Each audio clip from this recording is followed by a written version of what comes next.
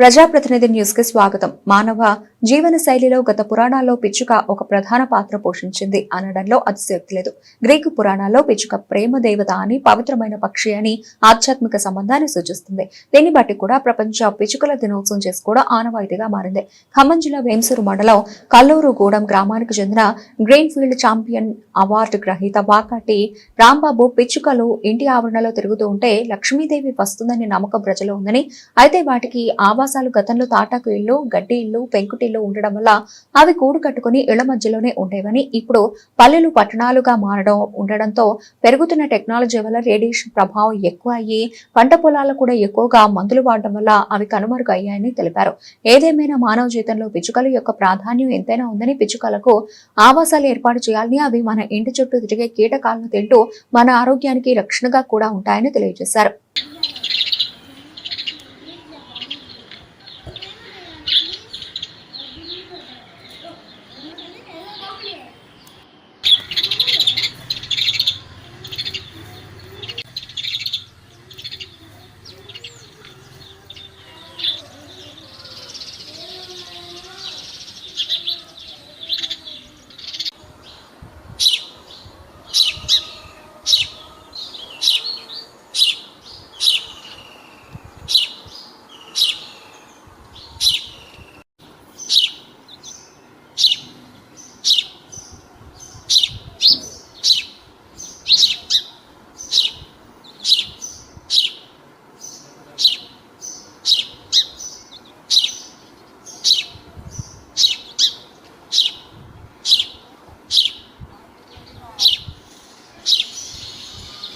దానికి ముఖ్యమైనటువంటి కారణం రేడియేషన్. ఈ రేడియేషన్ ఎఫెక్ట్ వల్ల పిచ్చుకల సంఖ్య తగ్గిపోతున్నాయి అనేటటువంటి విషయం మనందరికీ తెలుసు. దాంతో పాటు మరి పిచ్చుకల సంఖ్య తగ్గిపోవడానికి ముఖ్యమైనటువంటి ఇంకొక కారణం ఏంటంటే, వాటికి సరైనటువంటి ఆహారం కానివ్వండి, నీరు కానివ్వండి, అవి ఉండడానికి కావాల్సినటువంటి సహజ సిద్ధమైనటువంటి ఆవాసాలు కానీ ఇవి లేకపోవడం వల్ల ఈ పిచ్చుకల సంఖ్య అనేది తగ్గిపోతుంది.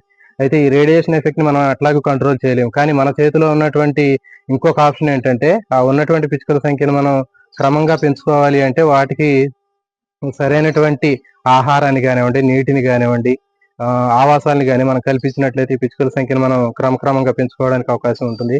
పర్యావరణ సమతుల్యతలో పిచ్చుకలు ప్రధానమైనటువంటి భూమికను పోషించడం జరుగుతుంది.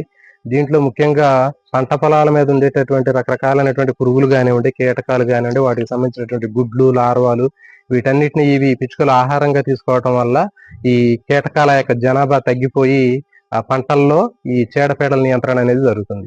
దీంతో పాటు వివిధ రకాలైనటువంటి రసాయన ఎరువులు వాడాల్సినటువంటి అవసరం కూడా తగ్గిపోతుంది. ఇంకా ఈ పిచ్చుకలు అనేవి సీడ్ డిస్పర్సల్ లో ప్రధానమైనటువంటి భూమికను పోషిస్తూ ఉంటాయి. అంటే విత్తన వ్యాప్తి. ఇవి జనరల్ గా వివిధ రకాలైనటువంటి పండ్లు కానివ్వండి, విత్తనాలు కానీ ఆహారంగా తీసుకొని మరొక ప్రదేశంలో పోయి అక్కడ విసర్జించడం వల్ల అక్కడ అవి గింజలు మొలకెత్తి మళ్ళీ కొత్త మొక్కలుగా పెరిగి జీవ వైవిధ్యాన్ని పెంపొందించడానికి ముఖ్యమైనటువంటి పాత్రను కూడా పోషిస్తూ ఉంటాయి.